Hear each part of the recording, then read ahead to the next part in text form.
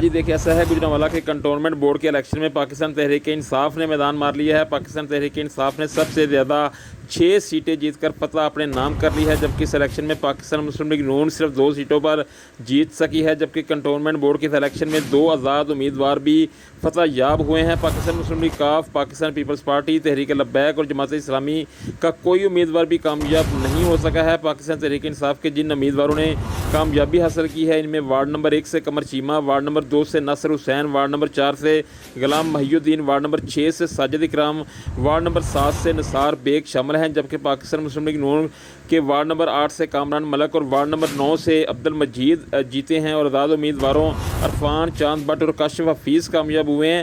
عرفان چاند بٹ اور کاشف حفیظ کی ہمدردیاں پاکستان مسلم لیگ نون کے ساتھ ہیں۔ ان دونوں امیدواروں کو نون لیگ کی جانب سے ٹکٹ نہیں دیا گیا تھا، اس کے باوجود دونوں نے آزاد حیثیت میں الیکشن لڑ کے فتح حاصل کی ہے۔ کنٹونمنٹ بورڈ کے الیکشن میں صبح 8 بجے پولنگ کا آغاز ہوا، جو شام 5 بجے تک بغیر کسی وقفے سے جاری رہا۔